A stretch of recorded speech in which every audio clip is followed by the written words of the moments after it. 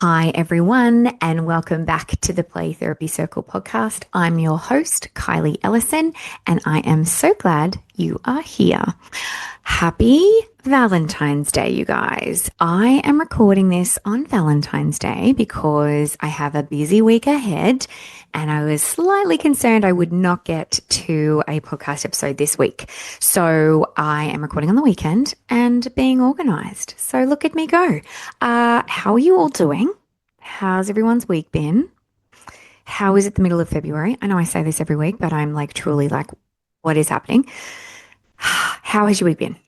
I have a really important episode that I wanted to record today. And you guys know, and I feel like it's probably something that I should put as a bit of a disclaimer at this point, that I'm often drawn to and led to topics that are relevant in what's going on in our community, in just general culture, or if it's something that is related to practice and development. So I wanted to have a very important episode recording today. And this was actually on my agenda of topics that I was going to talk about this year anyway, but it has definitely been fast-tracked. And I think that when we have sometimes these topics come to mind, for me, it's so important that I have that opportunity to kind of process it, talk it through. And I wanted to offer in our circle community that space to begin the conversation around when we receive criticism or we are met with questions around how can it just be anything more than play. So this is an episode for anyone who has in their careers, currently, previously, anticipating in the future, they may have to provide, I guess, a justification for how child-centered play therapy works, to provide a rationale for potentially concerns that you might have that you're raising with professionals. This is the episode for you. And this comes from lived experience as well. Certainly over 10 years, I have been met with this curiosity, even more so, more confusion and not understanding how child-centered play therapy can help children to process their experiences and potentially discuss and talk through trauma experiences without using words. So I recently had an interaction in this space, and it really got me thinking, because in that conversation, there was definitely confusion around there not being necessarily any verbal communication, that it was just in the sequences of play that I was seeing that I was raising concerns. And so I realized that it's something we often navigate. And so I felt this might be a really relevant topic for a lot of people in this space. But I also want to offer this episode to any members of the community, whether that's parents, whether that's caregivers, whether that's professionals in the space, government or non-government. This is an episode for you to hopefully help you to understand and really, I guess, kind of get a better picture of how child-centered play therapy allows children to be able to process the things that they are struggling with or dealing with in a way that works for them. And that our job as child-centered play therapists in our training, qualifications and registration provides us that opportunity to be able to have that integrity of practice, to be able to provide that feedback and that assessment to those relevant. So this is really going to be about talking through, I guess, how children communicate through play, why we don't always get a verbal disclosure from children when they're talking about potential harm, what trauma play looks like in the playroom, and how we might explain this to other professionals. So I'm certainly going to give, I guess, kind of anecdotes along the way, because I came across some that I just loved. And so the first one I wanted to share is that if we only listen for words, we miss what children are already telling us. If we only listen for words, we miss what children are already telling us.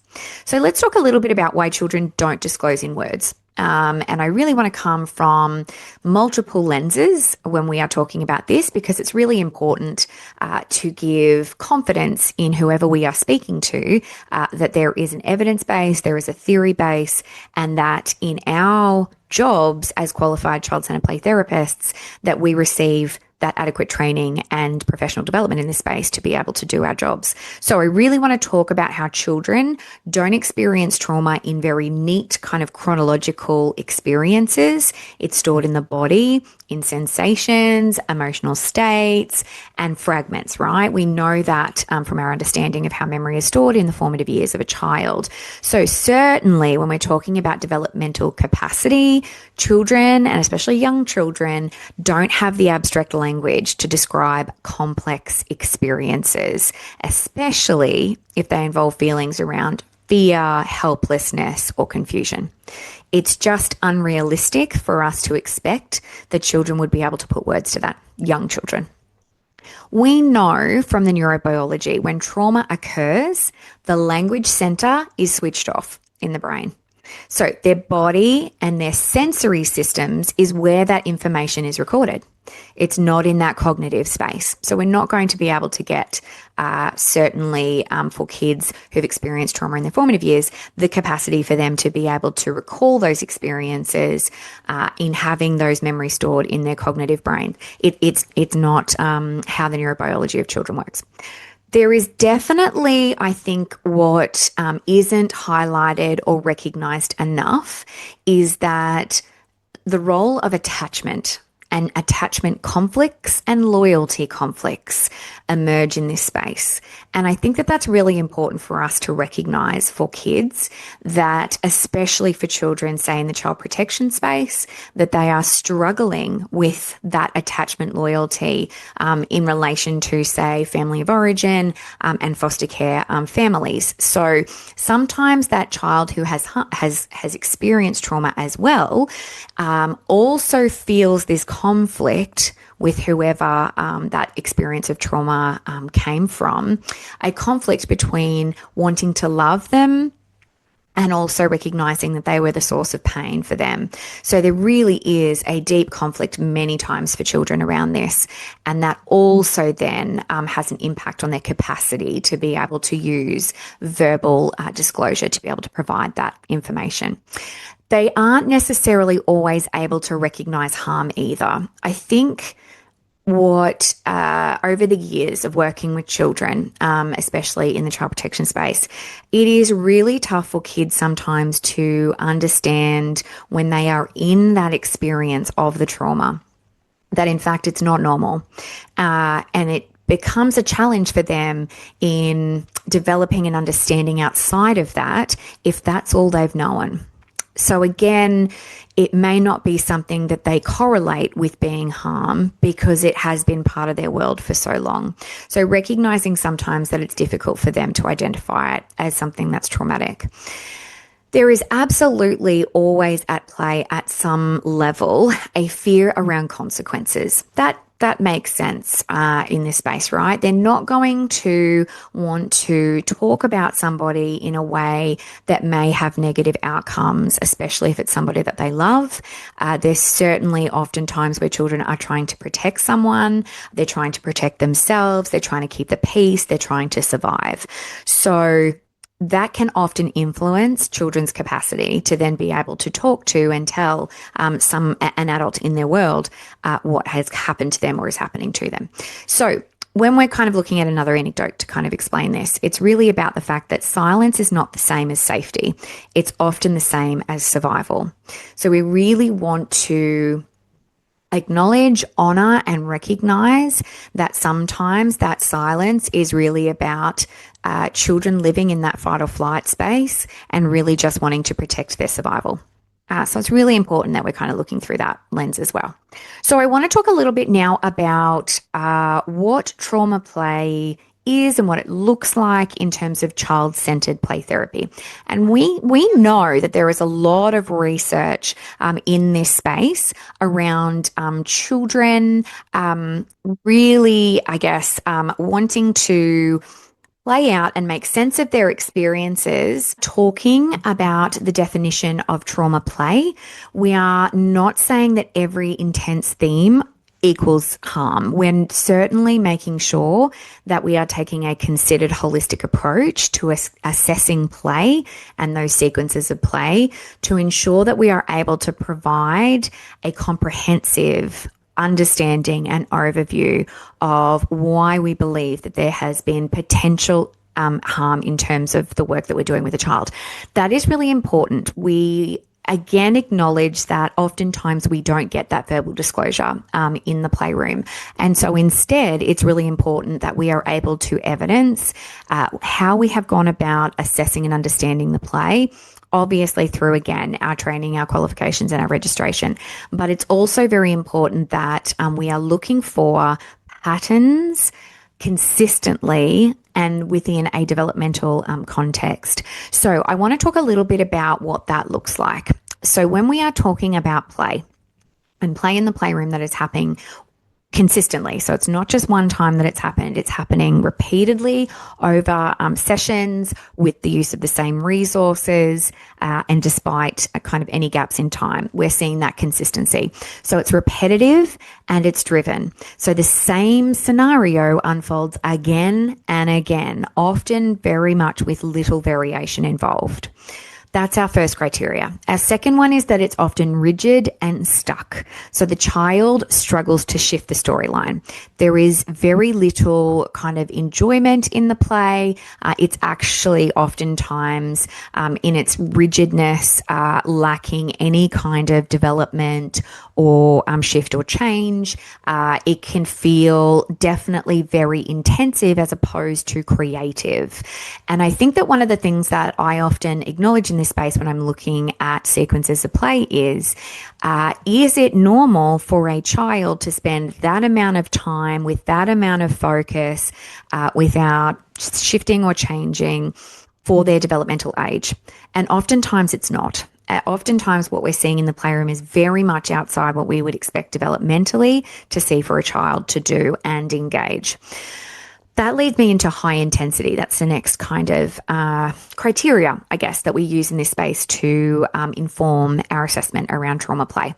So there might be very heightened arousal, very intense emotions. There might be oftentimes lots of aggression, lots of urgency and emotional charge. It's really about what we see in child-centered play therapy, and Dr. Bruce Lipton talks about too in his research in the unconscious mind, is the fact that when children go into play therapy, they really are processing their unconscious experiences, which are established in that memory space in the first 5 years of life. And so we really are acknowledging that oftentimes kids aren't even aware sometimes of the detail and the content that's coming out in their play because it's subconscious for them. So there's lots of oftentimes themes of power and control. This is something as play therapists we see all the time, but explaining that to professionals is really important as well. So this is another criteria that we use to understand the difference between normal play and something that's therapeutic. So there's often at times in terms of the type of play and those messages in those plays in terms of those themes related to dominance, consequences and punishment, rescuing, secrecy, right? Which doesn't align with what we would expect developmentally for a child to engage in. So again, we get very curious, we document and we assess and we look for that repetition across sessions to really understand, okay, this is something that a child is not only telling us about, but they're trying to process and make sense of. There's oftentimes in trauma play a lack of resolution. This is really what it's about in terms of the difference between a child coming in, playing with resources, being at that mastery level, or really not showing any kind of indicators of therapeutic content when it is just fun and enjoyable and they're able to kind of transition in and out without any issues. For kids that are playing out trauma, it's very, very different. there is definitely a lack of resolution. It definitely doesn't feel like it's moving forward. There's often struggles around trying to find that outcome by role playing, oftentimes involving us as the play therapist, but often doing it solo as well, and not being able to achieve that. So what's the difference between trauma play and, say, typical play we would see for a child for their developmental age? Typical play is flexible. It moves, it adapts. Trauma play often feels stuck in survival mode. And we see that through the repetition, through the emotional expression, through the content in the play.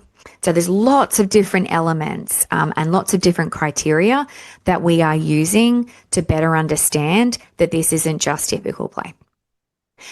Definitely, I want to acknowledge too that when it comes to us being child-centered play therapists, it's absolutely not our job to be diagnosing, just from play alone. And I think that that's really important to give that confidence and peace of mind to parents, caregivers, and stakeholders when we're working with a child. So we take on board a lot of information before we come to a potential hypothesis around potential trauma play. So we're taking into account the background of the child, their current presenting issues, the goals of therapy, feedback from stakeholders, sequences of play.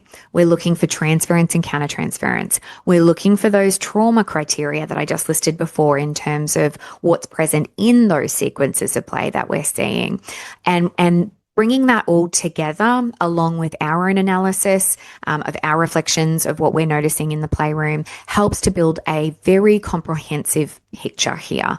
And I think that's really important because we would not be doing our job ethically if we just looked at one sequence of play and said, oof, I think this is trauma. We absolutely need to look at it across sessions, across the continuum of the work that we've been doing to be able to come to that conclusion. So we do that to make sure that we are able to build that credibility of the work in our space. So it's very, very important that we are taking the time to do that analysis and assessment.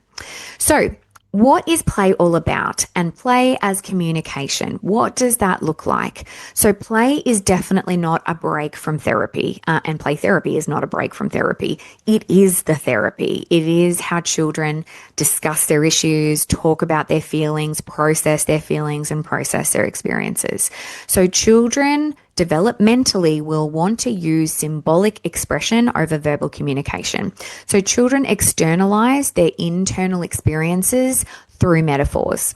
So we very much need to be open and curious and understanding of how children externalize their internal experiences and how they much more prefer using symbolic resources over being able to use, say, verbal communication or writing or any of those other mediums. They really want to use that symbolism to tell their story. It helps to provide that therapeutic distancing from the event so that they're not necessarily re-experiencing the trauma. They're able to get an emotional distance from it safely so they can talk through their experience. We know that children use projection. So being able to use things like dolls or animals or superheroes helps them to be able to make sense of their experiences, where they carry their feelings that children can't safely do on their own.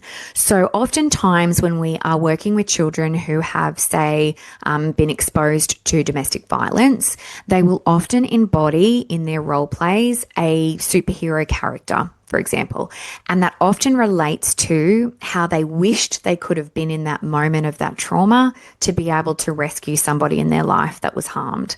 So they go into the role play to make sense of and to try to find a resolution where they weren't able to do that in real life. So it's incredibly therapeutic. We talk about that when we're chatting about or unpacking adult counseling, right? Where we might say in talk-based therapy with adults, if they've ever done role rehearsal before having a conversation with somebody that they knew they had to have a difficult conversation with. That's the adult version of what children do in play therapy. Adults will rehearse and have a bit of an idea of what they might say to somebody that they need to have a difficult conversation with, but essentially that's play.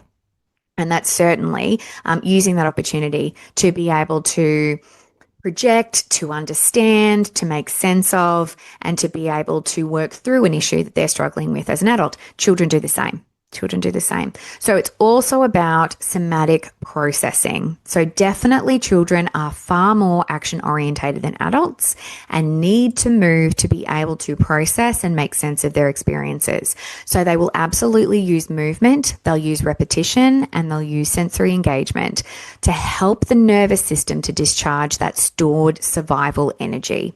It is so therapeutic and cathartic for kids to be able to move, to let out those big feelings of anger and frustration in order to be able to move forward.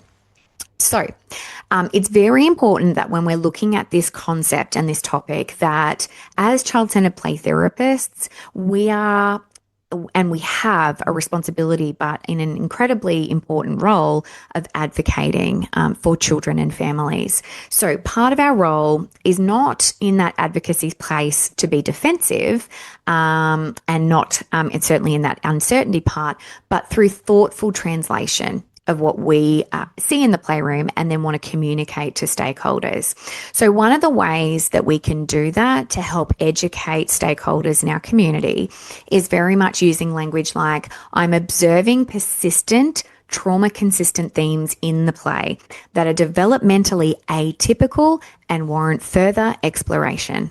It's a nice way of putting it, right? Where we say that we are seeing a type of play and information shared consistently and repetitively across sessions that is atypical for the developmental stage of the child that I'm working with. And that from our perspective as child-centered play therapists warrants further investigation. That's really important, and that can be maybe language that you might like to use if you are in that position where you need to provide information to stakeholders. Another way that we can look at it and talk through in our documentation in terms of those sequences of play and those concerning behaviours that we're seeing that may not necessarily explicitly relate to trauma, but add to a picture of concern for us.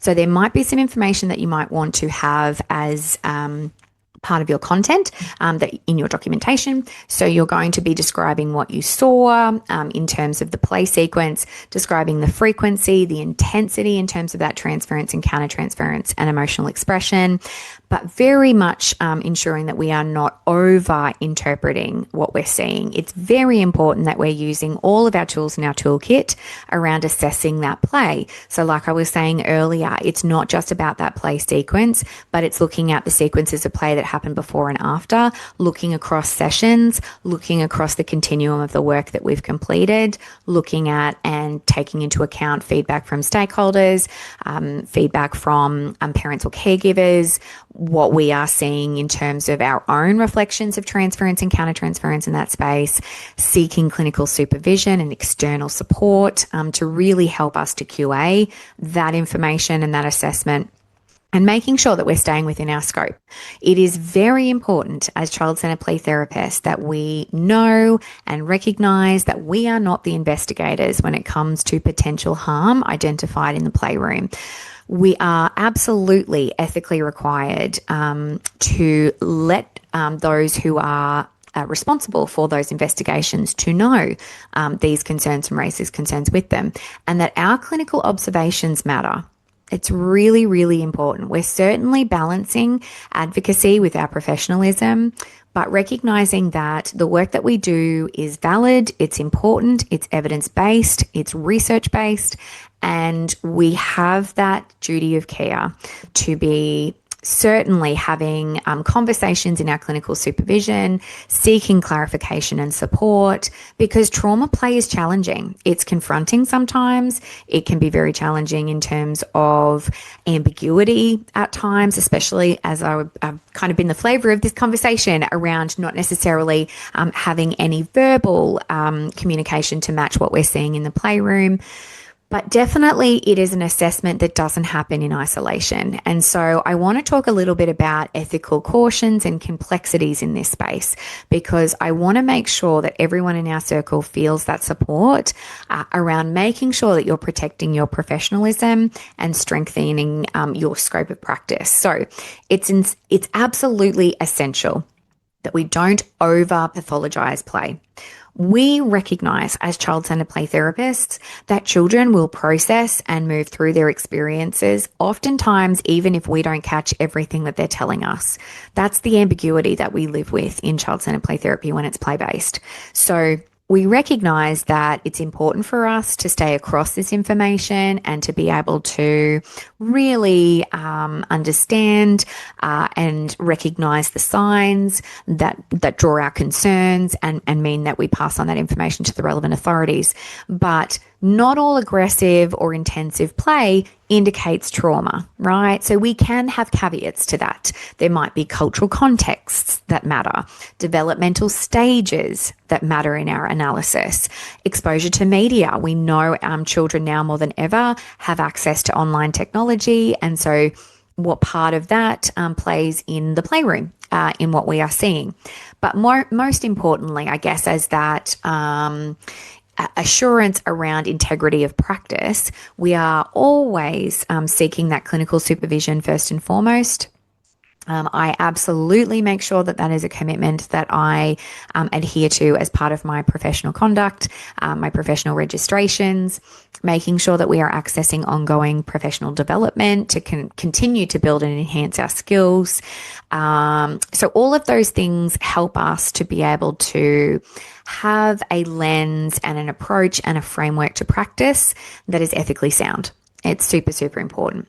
So what I want to leave you with, and I hope that this has been a helpful episode to really, I guess, give that information as a starting point to those in the community, or even for us as play therapists who maybe have found others questioning, I guess, what child-centered play therapy is and what it's all about in relation to trauma play. That this is an episode that you might be able to share with those members of the community, just to make sure that we are getting the word out there around the legitimacy and the efficacy and the ethical practice that we have as child-centered play therapists, because that's really super important. I definitely recognize, as part of all of our roles as child-centered play therapists in our communities, wherever this episode finds you within Australia or across the globe, that we have that responsibility to be able to share and educate with others with compassion, with empathy, and with unconditional positive regard as well, which is our tenets of CCPT, right? To help those in the community to better understand what child-centered play therapy is all about and why it is an effective tool in working with children who've experienced trauma. And so I really want to kind of end this episode really, I guess, reiterating, and for those of you listening who maybe have struggled in this space, either previously or currently, or have kind of worries if you're a beginning play therapist about how you might tackle this in the future, if someone says to you, it just sounds like they're playing, gently say yes, and play is how children tell their stories. Play is their natural mode of communication, right? So this is how children communicate to us about their world, about their feelings, about their experiences, and about the issues that they're struggling with. I often say that often in the playroom, as you guys would know from previous episodes, I've said this before, that I often say to parents and caregivers, what I'm seeing in the playroom, you might be seeing as a version in your home, in the school, in the kindy, in the community, because play just doesn't live just in the playroom. Children will be using it everywhere to make sense of their experiences. And so we have this responsibility to stop and listen and to really understand, I guess, from that play perspective, what children are communicating to us without words. So I want to, I guess, leave with some final thoughts and reflections in this space, and certainly give you that invitation for reflection as well. But if we were to wait for a perfectly formed sentence around their experience of trauma, many children would never be heard. I want to invite you to think of the following. How do you, as a child-centered play therapist, explain trauma play? Has some of this information that I've shared today been helpful for you? Please feel free to kind of go back and listen again if that's something you need to be able to get those tools in your toolkit to be able to empower you as a child-centered play therapist in our community. Have you felt misunderstood by other professionals in your working role? Has that happened for you as well? And how have you kind of navigated that? And what language has helped you to advocate for the children you work with in your community? I really want to leave you as child-centered play therapists empowered in this space. So I want to share the final thought here around the playroom is not quiet. It's actually full of communication in the work that we do. We just have to know how to listen. Ooh. So thank you so much for listening today. This has been a really, really important episode. And I really hope that this episode is able to reach many people in our community to help educate around what child-centered play therapy is all about, how it works, and how it can truly help children who have experienced trauma to be able to process their experiences and heal, and how our role as child-centered play therapists is very comprehensive in terms of our assessment and our understanding of play to be able to provide that feedback and raise those concerns when we have them. So I really want to empower all of you listening as our child-centered play therapists out there in our Play Therapy Circle community. You've absolutely got this. What you do matters, and I am so grateful for all of your support. So thank you so much for listening. As always, reach out to us on the socials. You'll be able to find us on Instagram, Facebook, and TikTok. Feel free to follow along on our social media for all of our updates as we go through this year. And I am so grateful to each and every one of you for listening today. Go well, look after yourselves and each other, and have a wonderful weekend. Bye.